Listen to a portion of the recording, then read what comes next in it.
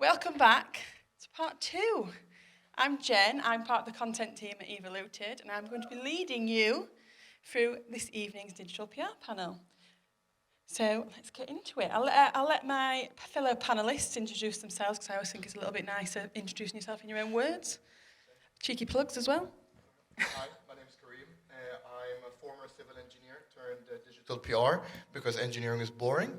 And I make content for a living, which is cool. I'm Armarni. I'm currently the digital PR manager at Clicky Media, leading the growth of the service. Prior to that, I was senior digital PR manager at Rise at 7 during its period of insane growth. So I've seen a lot of changes in digital PR over the past few years, and I'm really excited to talk about them tonight. I'm Brogan. I'm digital content manager at Chapter 2, and before that, I was a journalist at The Star and on a local newspaper before that, so I think maybe I'll have a little bit of a different side of insight, hopefully, to give. Brilliant. So there we are, our 3 lovely panellists. So as Georgia said earlier, this panel is going to be focusing on sort of the future direction of digital PR. We'll be talking about kind of the evolution of digital PR, where it's evolved from, where we think it's going to evolve to, some insight there, and just rounding off with a general look at sort of forecasting for what we think is going to happen in the world of digital PR. So I'll start off just by saying, obviously, I don't know how familiar people are with digital PR in the room at the moment. So I think, it's safe to say that it's kind of I would say it's one of the newer things in the tool belt of digital marketing. A lot more people are starting to adopt it. A lot more clients are particularly with us, a lot more clients are sort of becoming a bit more interested in digital PR. And I think it's a lot more brands are starting to adopt it as well, which is a nice thing to see.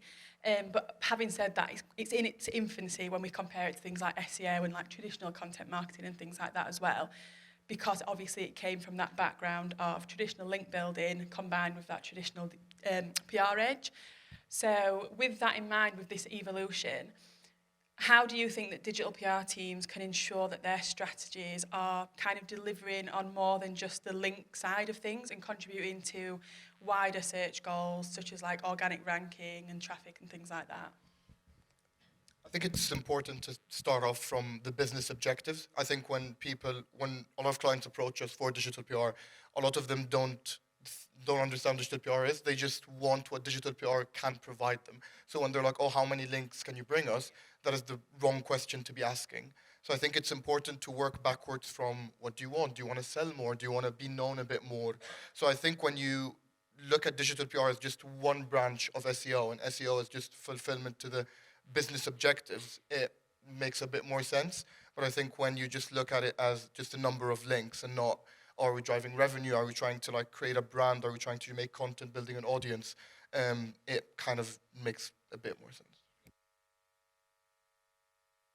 And just to echo what Karim said, I think we are starting to see more agencies turn away from those link KPIs and start to think more about what we can do for a brand, especially from a brand awareness perspective. We know that 82% of searchers will go to a result that they recognise in the SERPs, so it's real good testament to the importance of brand building with digital PR. Digital PR is that sweet spot between traditional SEO, between PR and SEO. So as digital PRs, I think we need to fill the gaps a little bit more, because that will really help us expand the industry itself.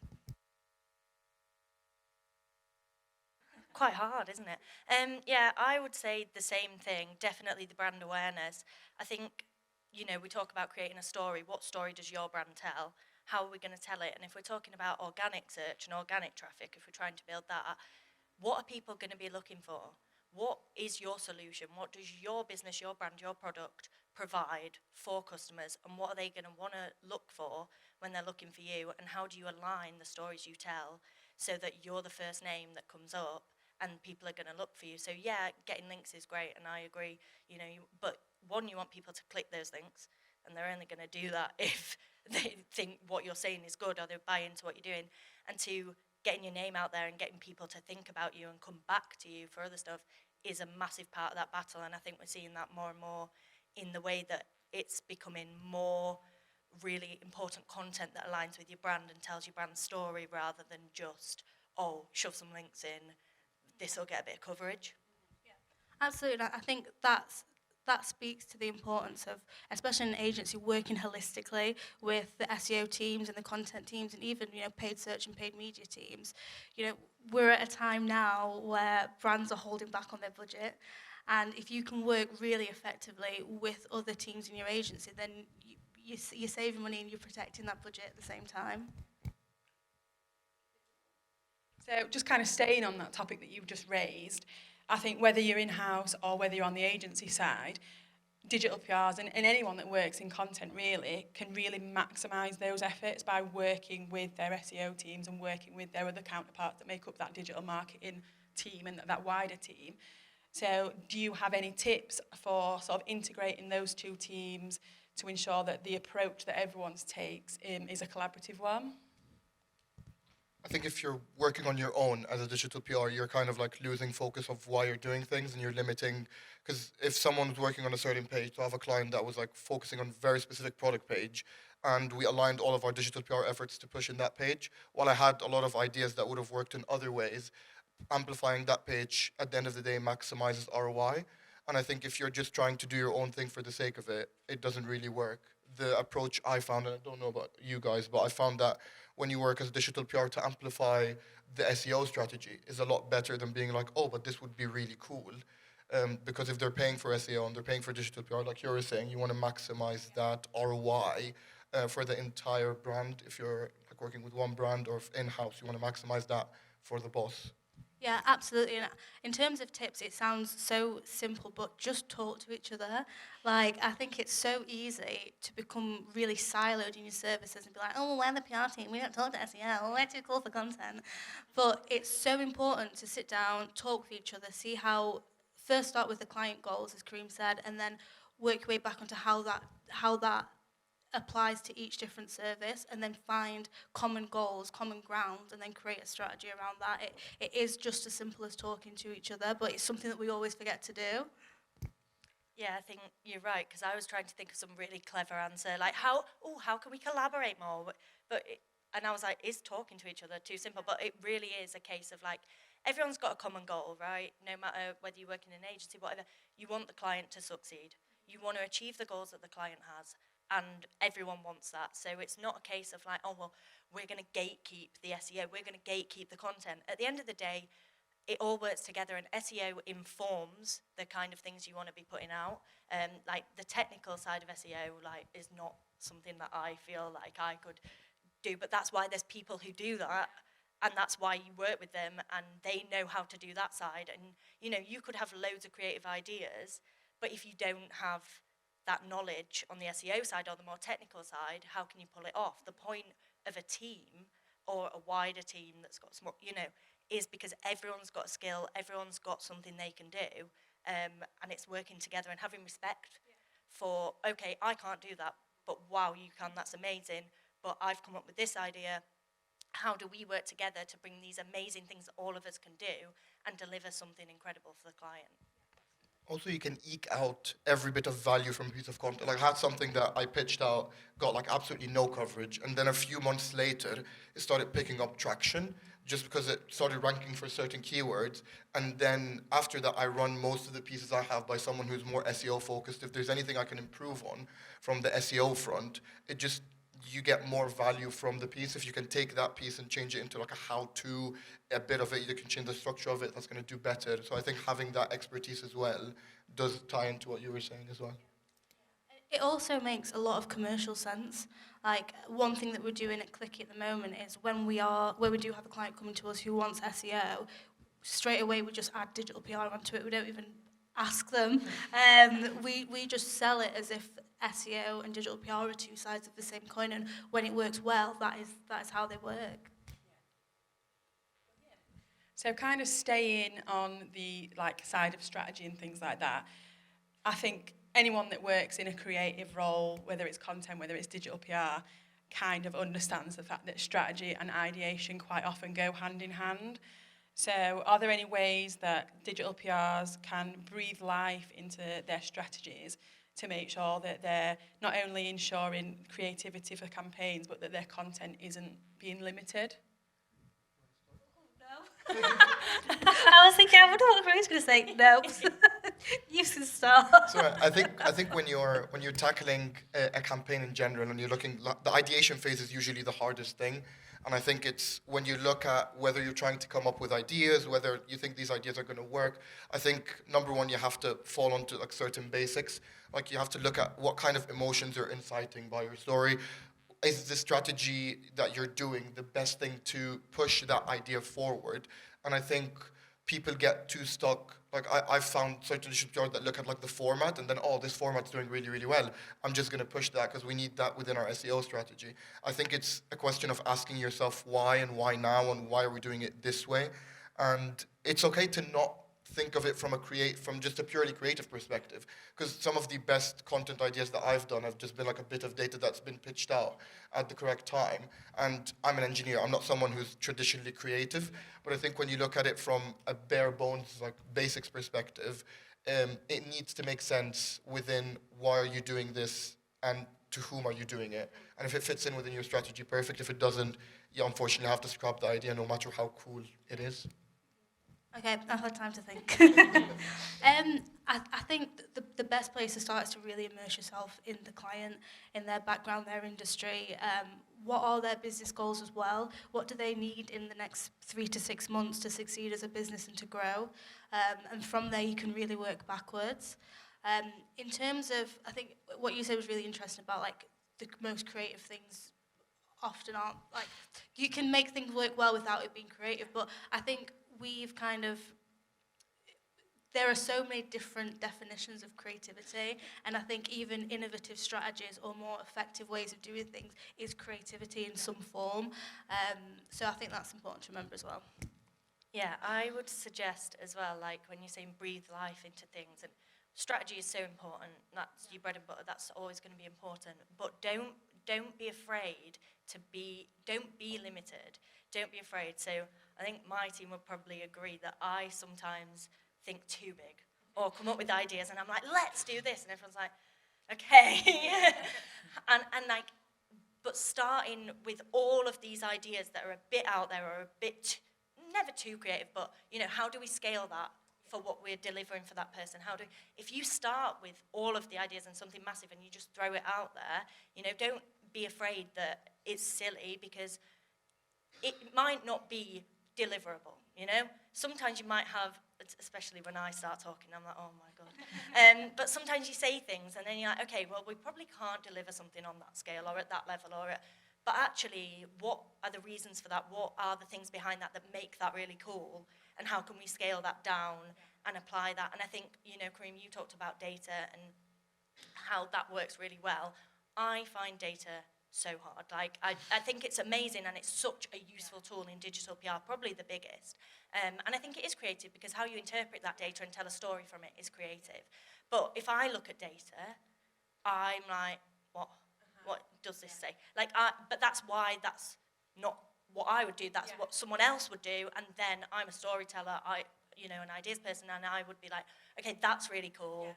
This, let's tell this story, let's do that. So again, it comes back to that, making sure everyone's doing what they're good at, like making use of everyone's skills, not trying to force someone into sort of come up with creative ideas if it's not their thing. Like, everyone's got skills, and sometimes you do need to throw out those ideas and just have a bit of a brainstorm and say something that's so far beyond and pull it back. But like we said, work backwards, because you'll get to something good. But if you want to breathe life into something, you have to go at it full force, really enthusiastically, and then bring it back to what's right for your client and what you can deliver.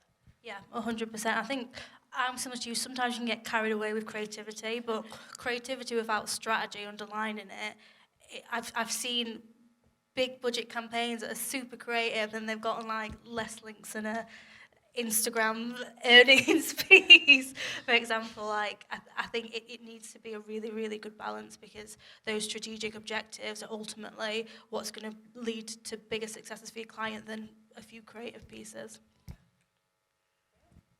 So I think just leading on a little bit more from ideation, I, working in content myself, find, and I think a lot of the digital PRs that I've ever worked with, the ones that I work with now, we all kind of agree that the ideation process can be the most difficult part of that process. Like looking at something and thinking, right, I'm coming to the end of the content calendar.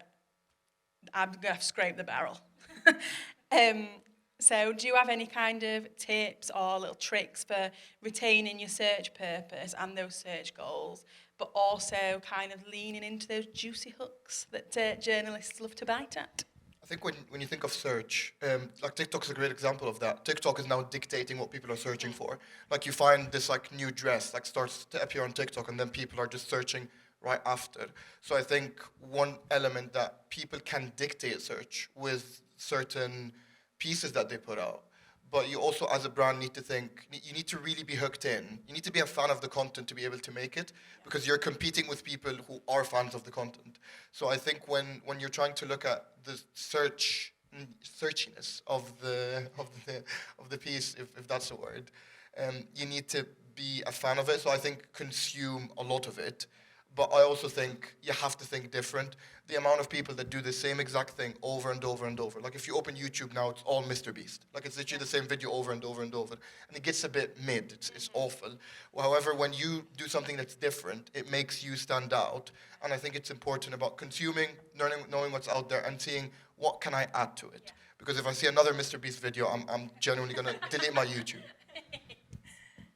Yeah, I definitely second the consume element. And also consuming news cycles as well. Like the news gen cycle can give you so many good starts for ideation, especially looking at previous pieces. I agree with you somewhat on the, doing something different and, see what's out there and what else can you add to it. But I think as digital PRs, we've got into such a trap of like, well, they've done this, so I can't do this, or I don't want to have an oven map, or I don't want to do this, or I don't want to do that. Like, nothing is new. There is nothing, to quote Lauryn Hill, there's not a thing new under the sun at all. And just because somebody's done it before doesn't mean you can't add your own point of view, because ultimately that is what's unique to your client's unique point of view. So don't get too bogged down with what's already out there. Just look how you can shape it and recreate it, really. Well, I guess that is the point of a trend, isn't it? Right? It's not new. You jump on a trend, you're not doing something new, you're doing the exact opposite, but that's why it's popular.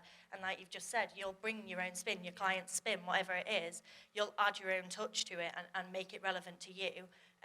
But like, I definitely think like, consume it yourself. You need to know what's relevant, you need to know about trends, you need to know what's going on. But I also think from my time working, so when I was a journalist at the Star, I worked in search and trends, and it was at a very basic level, but the point of it was people. What are people asking? What do people want to know? So I'd do a bit of research, I'd see what was trending, I'd see what people were searching for, and then it was like, okay, what piece of content can I create that answers questions about that? What do people want to know? Why are they searching that? What do they want to know about it? And what, as a person, appeals to me? And I think that, yes, you need to look at it from a consumer's point of view, and you need to put yourself in their shoes, and it's as simple as, what are the key questions? What can we provide that answers this? What do people want to know? Because those search goals, really, people aren't going to search generally really complicated things, are they? They're going to search for key facts and basics. So as long as you have those in mind, and also, the like juicy hooks for journalists. Like, we were talking about this, and, like, obviously, sex sells and anything salacious and anything is great, but at the same time, like, people just want to read content that appeals to them. People just want to find out answers to questions they have. So I think don't overcomplicate it, because if I used to get a press release or something in my inbox that was really chaotic and it's like, did you know? And I'd be like, oh my God, no, I didn't, but I don't think anyone really needs to. So, like, but if I got something that landed in my inbox that was like telling me a story, and it was like, this is this, here's the answer, and it was so easy to follow and it made sense, and I thought, readers will want to know this, that would get used. So always think about that from on the journalist side. They just want content that means something, will mean something to their readers, that has a story, that isn't just a sales pitch, isn't just like one line of like something really like salacious and then just nothing. Yeah. It's got to be good content, and ultimately, if it's good content, it will work. I'm really glad you mentioned like the journalist side of it as well, because I think that's something that's so important for PRs to remember. Like, we are ultimately here to serve the journalists. And we've got to remember that like journalists like yourself, you're skilled in search and you're skilled in trends, and journalists are KPI'd now on traffic and they're KPI'd on social media engagement. So when you are trying to ideate a story, think, well, what if this was, if say the Mirror posted this on their Facebook, who's going to tag their mum in it? Or who's going to share it to their group? So thinking like a journalist can really help you ideate. So I bet that you've got an upper hand as well. Maybe. But I think the other thing that you've got to remember, and this sounds harsh, but like, you care about your client, and your client cares about them. But like, the journalist doesn't really care. They don't care if you get links for your client or if you build it. Do you know what I mean? Like, they care about the work they have to put out, their output, because there's so much, and you know, budgets are so cut now. People are doing the work of 3 people, as we all know in every industry, but you know, it is hard, and they want content that they can use, repurpose, that will work for them and is a quick, easy win. But they don't really care about your client's sales goals. So, like, as much as that's so important to you and so important to your client, and you know, it's a backbone of what we do, but it's not important to a journalist. So when you pitch that or when you send that, the sales of that client will not be at the forefront. The story and what that means and how that, you know, like you said, the shareability, have you seen this, the tagging, that's what's going to be on that client's mind, the engagement on their story, not with your client, on their story. And I think having that at the forefront of your mind when you create anything is massive. So just kind of staying on the topic of kind of the types of content that we're creating and things like that and how we're creating it, I think it's evident now that sort of reactive PR is quickly starting to become something that's competing with those like traditional big creative campaigns that used to be that bread and butter. Do you have any tips or any advice for staying on top of that news cycle and the news landscape and staying on top of any emerging trends to come up with ideas that put your client or your brand, or you know, if you're in-house, if you're a working agency side, at the heart of trending news stories in a kind of purposeful way? It is hard to open this thing. I think it's like, I usually create what I call like a consumption sheet, because I noticed a trend of certain clients that I was interested in. So if like they're doing sports or whatever, I'd be like really in tune, and then clients who are like doing heating or like money saving or whatever, I'd be like, I don't care, and my results would reflect that. And I like looking at it, it's because I'm naturally consuming that content all the time. So I think if your client does work in something that's boring, I'm sorry. However, create a consumption sheet that someone who is interested in heating tips and the heating use in the energy industry would want to read. So like the top 3 publications, what are the keywords that happen all the time? I would even map out, because the news cycle is usually cyclical. People talk about the same thing at the same time every single year. So I think if you map out everything that's happening, you're like mapping out the brain of the person that's going to consume it. And as boring as it is to consume it, that makes it a lot easier, because you've like broken it down into what you need to be looking at on like a daily basis, and it just makes it easier and more digestible. Yeah, that was really good. I was like, writing down some tips myself there. Yeah, just to go back to what you said about like the news cycle being really cyclical, like although some of us do work on international clients, for the majority of clients it's Halloween all the time for them, it's Easter all the time for them, it's Valentine's Day. So starting from there, really just trying to mine as many ideas out as you can, send them to your clients way in advance, because we all know the horrors of client sign-off, and then you can get going, so you've always got something in the pipeline for those key months. With reactive, like, I'm a big fan of reactive. I absolutely love it, but it's so important to remember that it goes stale so quickly.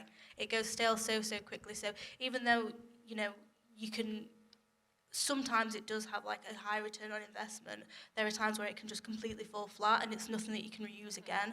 So look at your existing campaigns, see what you can pull out from that, those evergreen campaigns to become mini reactives. And just keep going. Reactive is when you use it properly, it can really help your search goals, particularly in comparison to, say, if I was doing a car insurance campaign and I had a blog on my client's site and then the link was linking back to the blog, versus a reactive where I'm creating that link straight back to the car insurance category page. You know, if you weigh those up, the reactive does have more search benefits. So I think when we do reactives, it's important to just have that SEO strategy in mind throughout.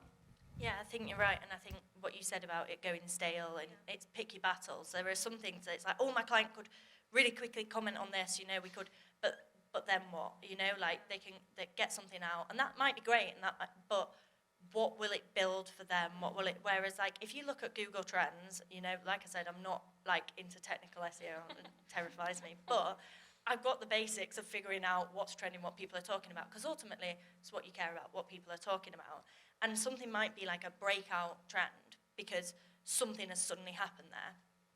And that's going to be top, especially if you think local, if you've got a local client or whatever and you're thinking local press, that might be top for half a day or until the next big story or whatever. By the time you've sort of turned something around and whatever, it might not be worth it. But then, like, fun fact, not that fun, don't get excited, but when I worked at the Star, the top trend every single day, like without fail, was Sheffield weather.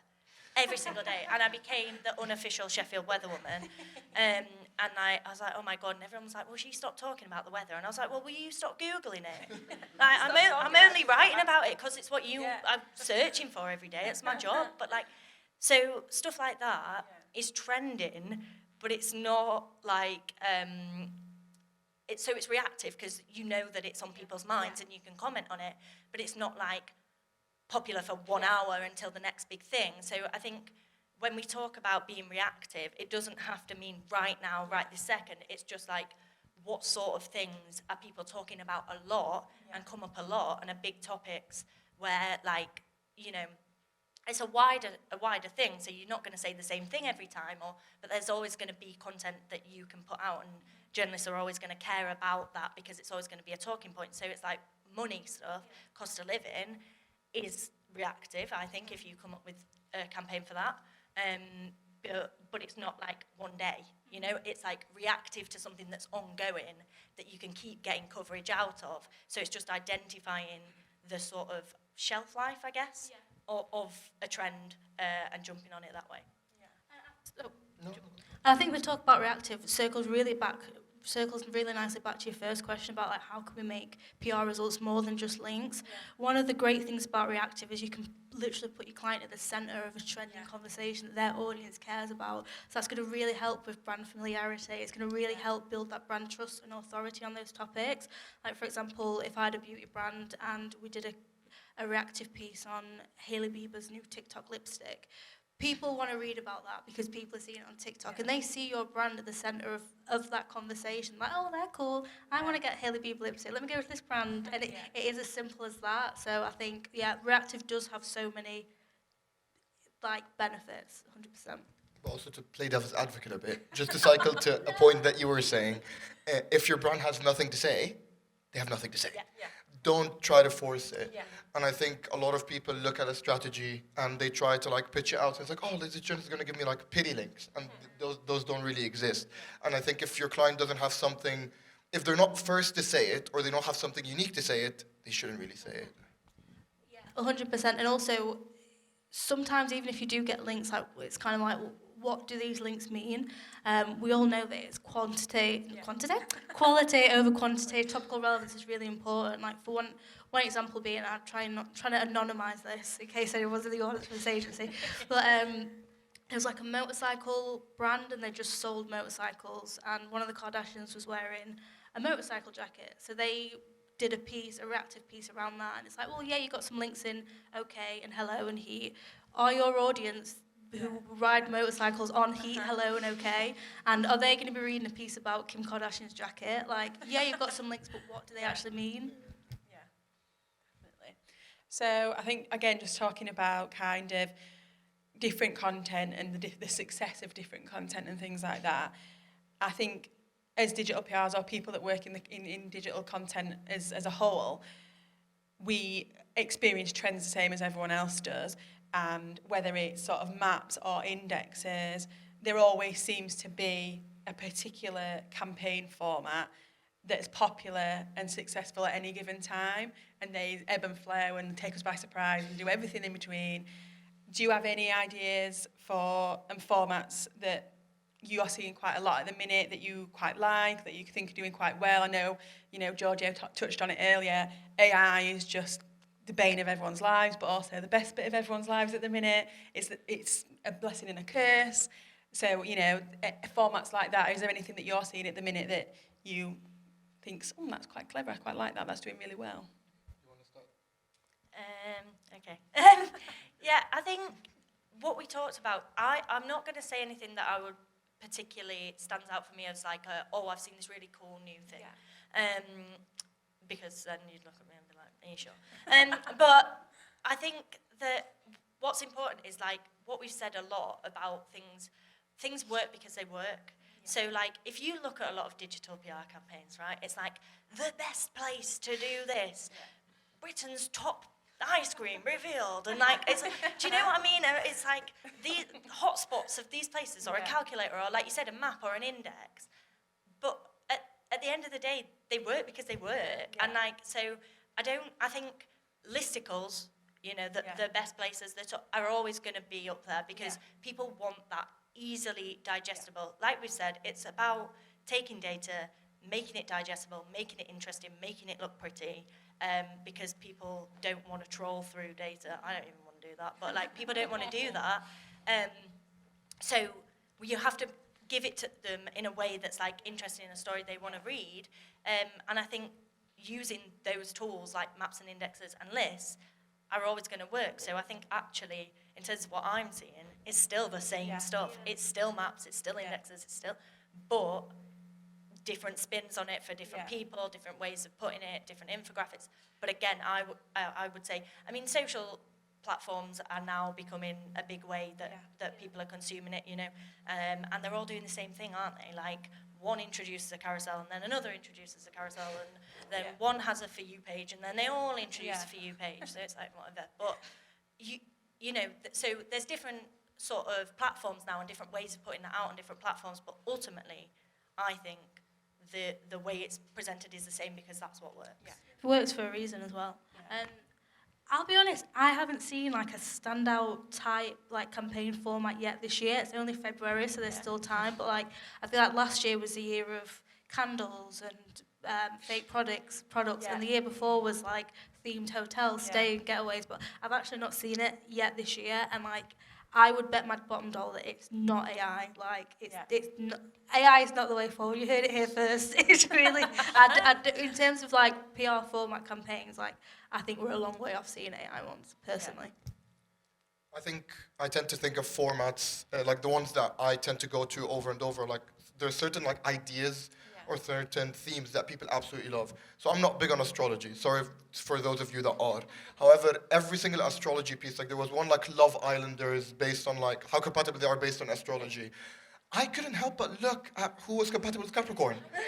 And I couldn't care less. And there's a few topics like that, like saving money is a really good one, where if you can tie into these topics that people are talking about at the same time, and using things like Google Trends, using things like the cyclical nature of when people talk about these types of things, and tie in a type of idea to that, and then you could just choose the format that works for you.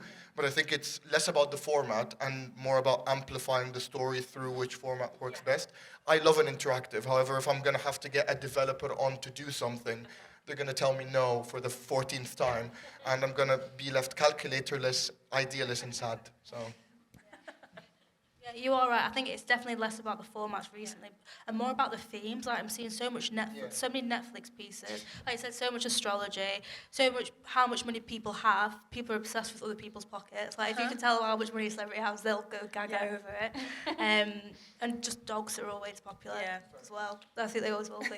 People's habits. Have you seen these recently? How many times people wash their sheets? Yes. That recently. It is scary. And then you're like, oh, not God, cute. But it does make you click it. You're like, how many times does she wash her sheets? sheets? It's curiosity, isn't it? We're like, how many times does Kerry Katona wash her sheets? I need to know. It's a need-to-know basis. If I don't find out right now, I'm going to think about it for the rest of my life. I think that's a really good rule of thumb. Like, if a campaign's got to make you go, ooh, ow, ooh, and it's it got will to work. evoke that definite, like, immediate reaction, hasn't it? Yeah, definitely. So I'm going to do it. I'm going to talk about AI. Boo me off stage.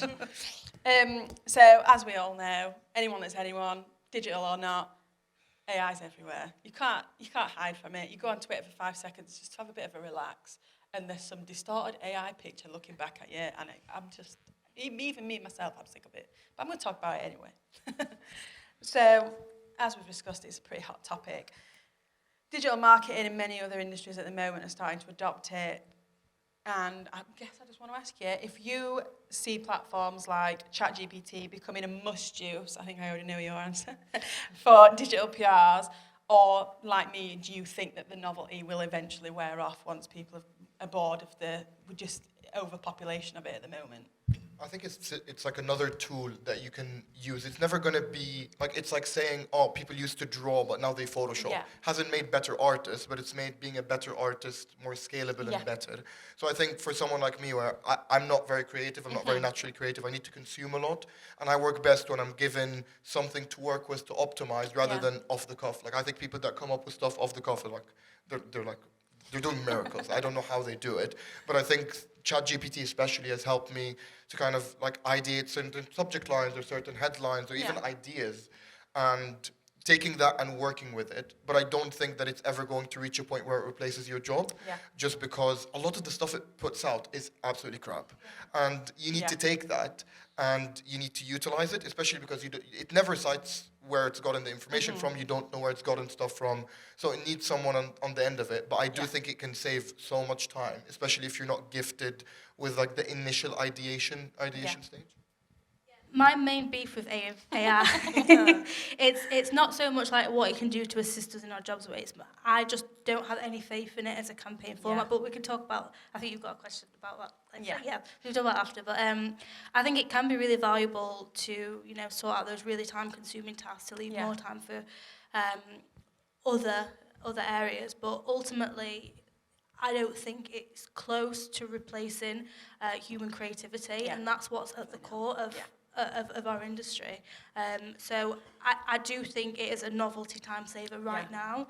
I don't think people are going to lose their jobs just yet. And if you are losing your job to a computer, then Yeah. Say no more. yeah, don't come for me. The brain, but yeah, if AI can do what you do, then you need to make sure that you're doing it differently. Yeah.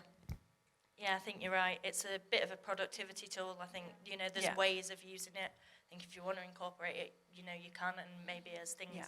I think it's very early, there's a lot... It's like anything we've just said. There's a lot of buzz about it right now. It's probably going to die down. Think people get excited by new things. I think if you can build it into your strategy, like we said, as a productivity tool, as a way of maybe idea generation, or sort of with little menial tasks, or trying to get a base for something, fine.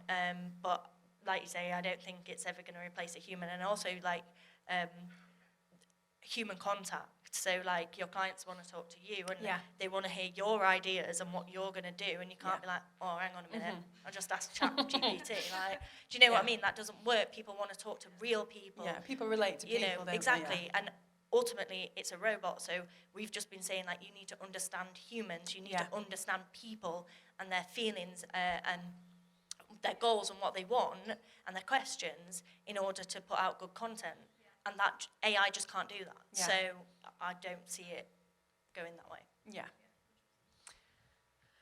Just out of interest, has there been any use of AI where you've kind of thought, oh, they've used this in a really cool way, or it's a really creative way, or anything like that? One of my favorite campaigns was the pudding.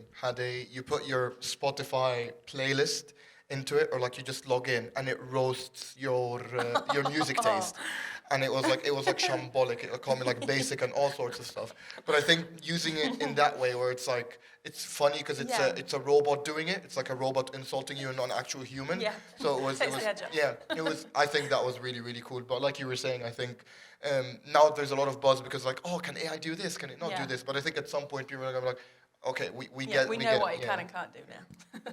Definitely seen AI campaigns that I think are cool and like I've enjoyed looking at, but I've not seen any successful AI digital PR campaigns. Yeah. And I think that's because people the average person, like, marketing is such an echo chamber. We all Yeah. think we all know about like digital PR and SEO. So when I go talk to my mum or dad or my partner, they're like, "What are you on about?" And it's the same with AI. People aren't going to read a campaign with something reimagined by AI because the average person doesn't know what AI is or doesn't understand how we've done it. Yeah. So because of that, it's not digestible, and it all links back to what you said about, you know, are people going to want to read this? How are they going to feel about this? Ultimately, it's just a fancy tool. So yeah, I've not seen any successful digital PR campaigns, and I think we're all a way off seeing that. Yeah. I think we'll start to see it once AI becomes an integrated part of everyday life, but that is years away. Yeah, at this stage, it's just not it, is it? So that's my beef with AI. No, I agree. I don't think I've seen any successful ones. I've seen a few sort of funny bits on socials that people have done and on LinkedIn. I think you're right though as well. Like, you get in an echo chamber, so we all do similar things and we all talk to people who are in similar jobs and industries, and we're all like, oh my God, AI is everywhere. Like, oh my God, so much AI. But I think if I went home and talked to my mum, she'd be like, what are you on? Like, so it is everywhere in our industry, but I don't think it is everywhere else, and ultimately your consumers and the people you're going out to are everywhere else. Yeah. So they don't understand it. They're not going to get it. So, and I think if anyone is using AI right now in a campaign, they're probably not shouting about it too much. If they're using it, like we said, in the ways that you could use it right now, you're probably not going to shout about it like, oh, AI came up with this idea. Yeah. So if anyone is using it, they've probably not told us about it. Cool. So just moving on to a couple of general questions now. So as we've discussed and we've spoke about in this panel and things, we know that digital PR has obviously evolved from that traditional link building background. So with that evolution in mind, how do you guys envision that digital PR is going to continue to evolve? Particularly if, like we mentioned earlier, we start to take a more integrated approach to that. We start to work more collaboratively with SEO teams and wider digital marketing teams. I think if I had to predict something within the next 10 years, it would definitely be video. I think people are really underestimating what video can do and the impact of video. And there's a reason most social people try to build a YouTube audience over anything else. It's because that connection and the conversion rate on that audience is completely different. Yeah. So I think if you can build campaigns into being videos that keep getting millions and millions of views, that is constant revenue. And I think that is going to be a key factor in how people approach campaigns later on. I don't think there's many video campaigns now, or as many as I think there could be, and I think there's an opportunity there. I also think we're going to move from brand awareness to everyone to actually caring about the people that are actually important, like you were saying with the motorcycle thing, and we want to be where our people are. And I think people are like, oh, this got 100 links, but maybe 100 of them didn't reach the mom and pop shop that actually need your brand. Yeah. There's a lot of boring brands out there that are selling to normal people, and that's completely fine because we need them.